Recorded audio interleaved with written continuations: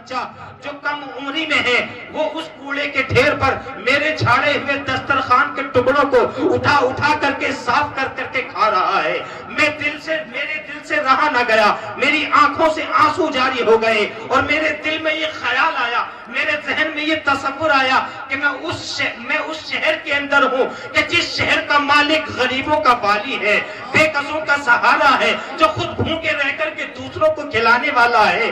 میں اس شہر کے اندر ہوں کہ جس شہر کا مالک اللہ کا رسول صلی اللہ تعالی علیہ وسلم اپنے پیٹ سے پتھر باندھ کر کے صحابہ کرام کا پیٹ بھرایا کرتا تھا۔ میں اس شہر میں ہوں کہ جس نبی کے دستے اقدس سے پانی کی نہریں جاری ہو جاتی ہیں۔ میں اس شہر میں ہوں جو بھوکوں کو کھانا کھلانے والا ہے۔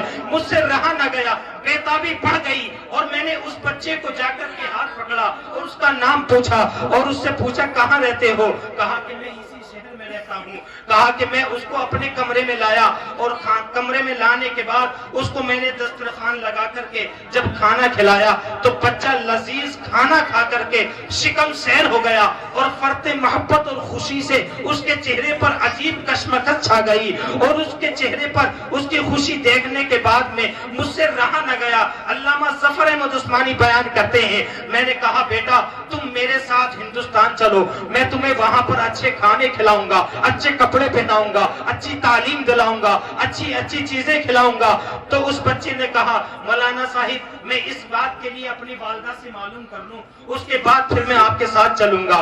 یہ چھوٹا سا بچہ ہے، اس بچے سے علامہ صاحب نے معلوم کیا آپ کے والد صاحب کیا کرتے ہیں؟ تو اس بچے نے کہا میرے کوئی والد نہیں ہے، میں یتیم ہوں، والد کا سایہ سر سے اٹھ چکا ہے، میری ماں ہے جو بہت سارے بچوں کو پالنے پوسنے کے اخراجات برداشت نہیں کر سکتی ہے، غربت و افلاس کا عالم ہے، تنگی بہت زیادہ ہے، حالات ناساز ہیں، اسی لیے اس کوڑے کے ڈھیر سے کھانا اٹھا کر کے اور صاف کر کے اپنے پیٹ کی بھوک مٹا رہا تھا۔ علامہ صاحب کی آنکھوں سے آنسو جاری ہیں، کہا تم میرے ساتھ ہندوستان چلو، وہاں کھانا بھی کھلاؤں گا۔ اس بچے نے کہا آپ مجھے وہاں لے جانے کے بعد اپنے یہاں چنے کھلائیں گے؟ اس بچے کو چنے کا شوق تھا۔ علامہ صاحب نے کہا بیٹا وہاں چنے وافر تعداد میں ملتے ہیں، کافی اچھی کوالٹی کے ملتے ہیں، تمہیں پیٹ بھر کر کے چنے کھلاؤں گا۔ یہ بچہ گھر جاتا ہے اور اپنی ماں سے اجازت لیتا ہے۔ ماں نے جب یہ سنا کہ کوئی مولانا صاحب اس کو اپنے یہاں لے کر کے جا رہے ہیں، اچھا کھانا کھلائیں گے، اچھے لباس پہنائیں گے، اچھی تعلیم دلائیں گے اور پھر واپس یہی چھوڑ جائیں گے، تو ماں نے اجازت دے دی۔ ماں پر دوسرے بچوں کے اخراجات بھاری پڑ رہے تھے، اس لیے ماں نے کہا بیٹا اجازت ہے تم جا سکتے ہو۔ جیسے ہی یہ بچہ آیا ہے اور آنے کے بعد مولانا سے کہا میری ماں نے اجازت دے دی ہے، یہ بچہ علامہ صاحب کی انگلی پکڑ کر کے چلا اور چلتے چلتے اسی اسنا میں جب یہ اللہ کے رسول صلی اللہ تعالی علیہ وسلم کے ہریالے گنبد کو دیکھنے کے بعد مسجد نبوی کے در کو دیکھتا ہے، وہاں کے دروازے کو دیکھتا ہے، دیکھنے کے بعد رک جاتا ہے اور سہم جاتا ہے اور ایک نظر ہریالے گنبد کو دیکھتا ہے، ایک نظر مسجد نبوی کے در کو دیکھتا ہے اور پھر علامہ سے مخاطب ہوتا ہے اے مولانا صاحب کیا تمہارے یہاں ہندوستان میں یہ ہریالہ گنبد اور یہ مسجد نبوی کی چوکھٹ دیکھنے کو ملے گی؟ مولانا صاحب نے کہا بیٹا اگر یہ چیزیں وہاں موجود ہوتی تو میں یہاں ہرگز نہیں آتا۔ اللہ کی قسم مسلمانوں، یہ چھوٹا سا ننھا معصوم بچہ جو ابھی ٹھیک سے اپنی کفالت نہیں کر سکتا، جو اپنے ذہن و فکر کے اندر اتنی وسعت سمائے ہوئے ہیں، یہ بیان علامہ بیان کرتے ہیں جیسے ہی میں نے اس بچے سے یہ کہا ہے، بچے نے جو میری انگلی پکڑی تھی وہ ڈھیلی چھوڑ دی ہے اور آنکھوں سے آنسو جاری ہو گئے۔ میں نے پوچھا بیٹا روتے کیوں ہو، کس چیز نے رلایا ہے؟ میں تم سے وعدہ کرتا ہوں اچھا کھانا کھلاؤں گا، اچھے کپڑے پہناؤں گا، اچھی تعلیم دلاؤں گا۔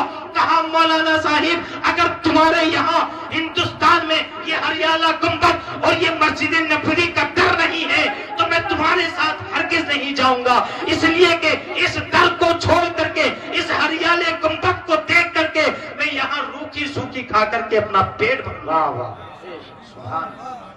یہ آقا علیہ السلام کی شہر کے بچوں کا عالم ہے۔ اور ہمارے معاشرے میں پلنے والے بچے ٹی وی سیریل فلمی ڈراموں کے نام جانتے ہیں، فلمی ایکٹریس اور ہیروئنوں کے نام جانتے ہیں، صحابہ کرام کے نام سے بھی واقف نہیں، ان کے واقعات سے واقف نہیں۔ ہمیں چاہیے کہ ہم اپنے گھروں کے اندر خود سے اللہ کے رسول سے وابستہ چھوٹے چھوٹے واقعات، چھوٹی چھوٹی سنتیں انہیں سکھاتے رہیں، انہیں بتاتے رہیں۔ یقین جانیں ایک دن ہمارے گھر کا ماحول بھی اس ننھے معصوم بچے کی طرح ہو جائے گا۔ اگر ہم نے اسلامی تعلیم سے اپنے بچوں کو دور رکھا اور ان کو ہم نے تعلیم اسلام سے دور رکھ کر کے ہم یونیورسٹی اور کالج میں پڑھاتے رہے، آنے والے حالات میں یہ بچے اپنے آپ کو پہچان نہ سکیں گے کہ یہ مسلمان ہیں یا نہ ہیں، ان کو مسلمان اسلام کے تعلق سے کیا جانکاریاں ہیں، انہیں جو جیسا بتائے گا یہ اسی پر ہاں کرتے چلے جائیں گے۔ ہمیں چاہیے کہ ہم اپنے بچوں کی تربیت اپنے اسلامی ماحول میں کریں۔ تعلیم اسلام ہمارے لیے نہایت ضروری اور اہم ہے۔ ہم جتنی اہمیت دنیاوی تعلیم کو دیتے ہیں اتنی ہی اہمیت دینی تعلیم کو بھی دی جائے۔ اللہ کا شکر ہے آپ کی بستی کے اندر ایک ایسا ادارہ چل رہا ہے کہ جس ادارے سے پڑھ لکھ کر کے لوگ ہندوستان کے چپے چپے اور کونے کونے میں دین و ملت کا کام انجام دے رہے ہیں۔ یہ صرف اور صرف آپ حضرات کی رغبت، شوق اور محبت کا عالم ہے۔ اسی طرح یہ سلسلہ جستجو اور عشق و محبت آگے بڑھاتے رہیں اور اللہ کے رسول صلی اللہ تعالیٰ علیہ وسلم کی واقعات سے، سنتوں سے، احکامات سے اپنے چھوٹے بچوں کو آگاہ کرتے رہیں۔ وآخر دعوانا ان الحمدللہ رب العالمین۔